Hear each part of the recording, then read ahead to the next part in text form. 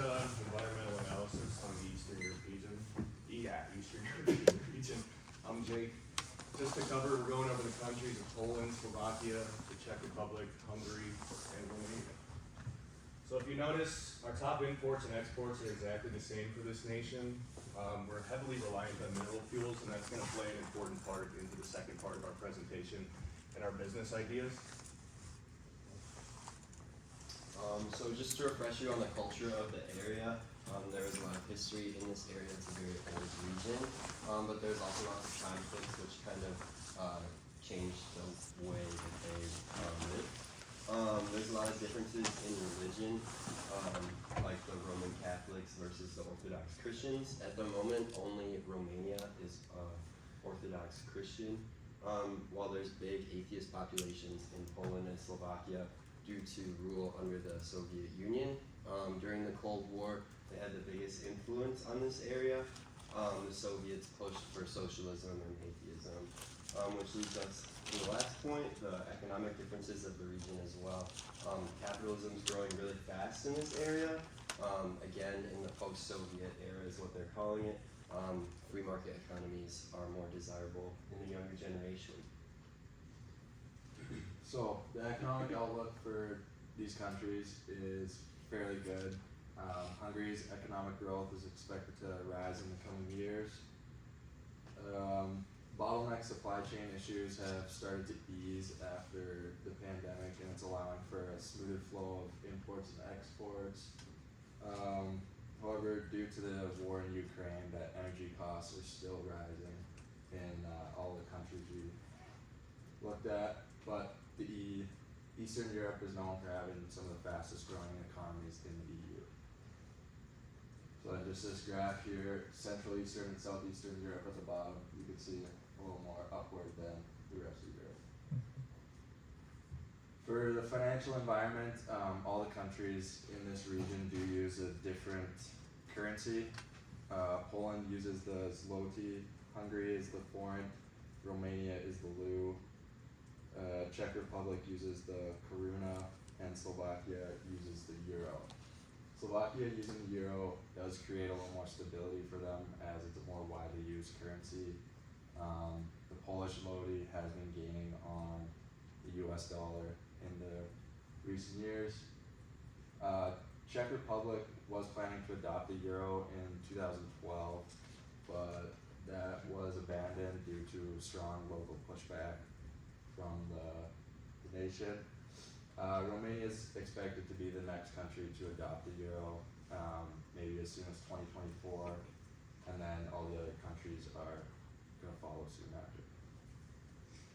Then this here is just a chart comparing the exchange rate of US dollar against the euro for the past 25 years.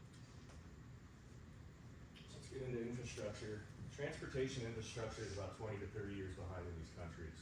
In the late 80s, early 90s, there was the disbandment of communism and a transition into free market societies. So they're far behind their Western counterparts, which we'll get into because they're so heavily reliant on mineral fuels that will come up for our business plan. Next.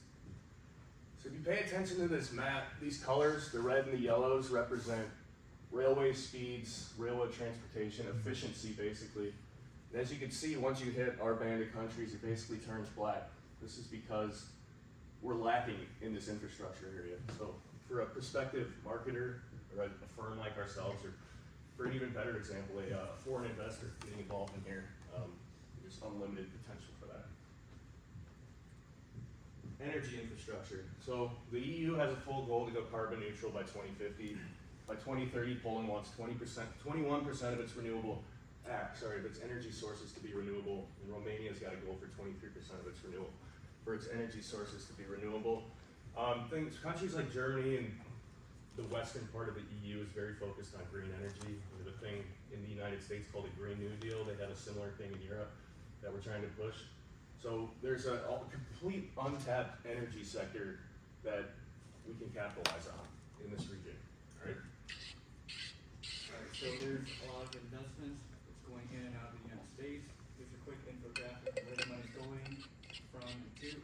So Europe has the biggest input and output of funding compared to any other continent, and some examples of what's what's going on in Eastern EU is how Hungary and Romania has a lot of investments into banks such as Flagstar and Wells Fargo, and how the United States has a lot of investments into the healthcare firms, into the vehicle manufacturing such as Volkswagen and Porsche, and the military defense because of the ongoing war with Russia and Ukraine. So we can see here in this chart that global annual carbon dioxide emissions have been steadily increasing. This is since 1750, so in the past 350 years, we've got over 35 billion tons of carbon dioxide into the atmosphere. If we move to the next slide, we see a lot of growth in the sustainable energy market globally. That's because environmental conditions are worsening and organizations are going to start looking towards more sustainable alternatives. And we see a market need in our specific region for this new type of technology. If you want to move to the next slide. We can see that global revenues were over $2.56 trillion in 2022 for the renewable energy industry. In 2010, the renewable energies made up only 1.5% of all of the global electricity generation. However, in 2020, it was almost 9%. This is an increase of almost, or over 7%, which is pretty significant, and it's more than what economists were kind of expecting it to happen. So we know that it's growing really fast. Specifically in this region, we know that there's openings because the European Union has legislations in effect to have 42.5% of all of their energy be renewable by 2030, as well as the Green Deal, which Jake touched on, which is their goal of having no net carbon emissions of greenhouse gases by 2050. Alright, moving on, we're gonna go to our product and what we sell and our business plan.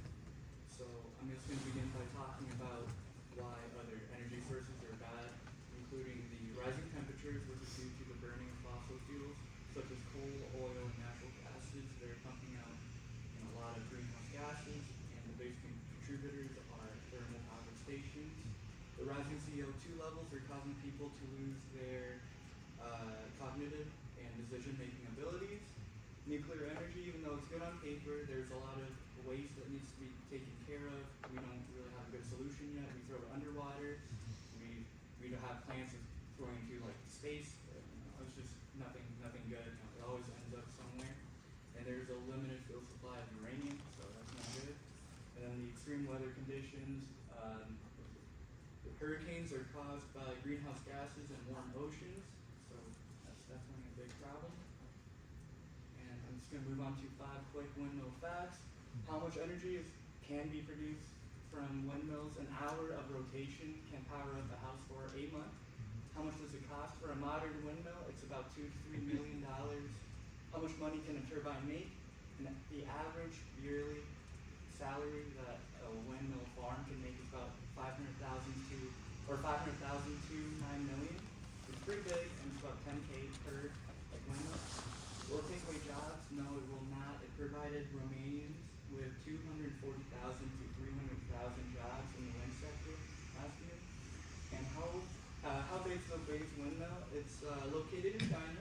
It stands at 264 meters. It's called the MYSE 16242, and it can power up to 20,000 homes annually with a single turbine. And you can see it right there on the right.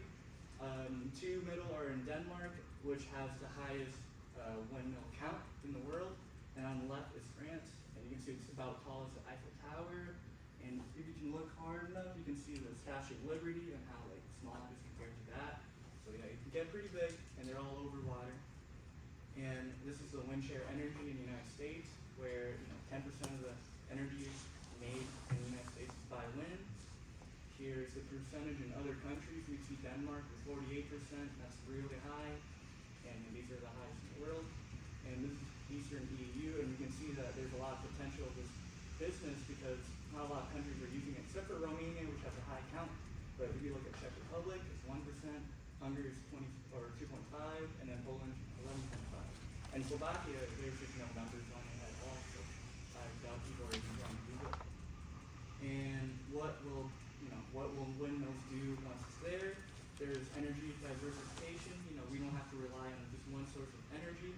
The community benefits are it creates more jobs, and people can farm around windmills. doesn't harm the ecosystem. It'll reduce our greenhouse gases because, you know, it doesn't create any. And then the global potential is that it can be built anywhere because wind is everywhere. And, you know, we can always rely on it. So our company, Green Power Polska, is what we came up with. It's motivated to provide resources and capital to support the global community by bringing a sustainable alternative to Eastern Europe. You can see here we have 8 primary functions of operation for if we had this business. Generation and transmission of electricity is at first. We're going to plan on bringing new technology, resources, and capital to work with the Polish government. As far as distribution goes, we're thinking potential joint ventures with governments or other firms to utilize the pre-existing infrastructure to get the energy to their people. Safety management, billing, customer service, infrastructure maintenance, and following environmental regulations are all kind of a given. Keeping our customers safe and satisfied and ensuring that our machinery is up to date and following regulations should be a priority for any company's operations. And lastly, our company wants to push new technology and continuously upgrade and change the way that we power this world. So our innovations department will help us get our foot in the door and stay ahead of the competition while changing the way that we power Europe. Our 3 main goals are implementing more mills in rural areas, assisting governments in diminishing fossil fuels, and updating energy sources to sustainable alternatives. Our company hopes to work primarily in the B2B market, working with the Polish government as well as the European Union to use our technologies and our capital to improve the infrastructure, the policies, and the environment. Some potential strengths, weaknesses, opportunities, and threats of this business is that we're a sustainable business. That's a strength for us. Our corporate social responsibility will hopefully help us with marketing tactics as well as just improving the overall environment. Weakness could be that we're a foreign business, so lack of trust from citizens and or governments. If we're an organization coming and giving our resources to this government with kind of no reasoning would be a little, like, could result in some skepticism from our market. The opportunities is that there's already pre-existing carbon plans here and lots of open infrastructure that needs to be improved. And threats would be that the main imports and exports of this region is already fossil fuels, so getting the market to switch to a new alternative would take a good push, as well as the war in Ukraine, which is causing an economic downturn and increasing energy costs, which could cause some trouble as well, getting our foot in the door there. So that's all we have today.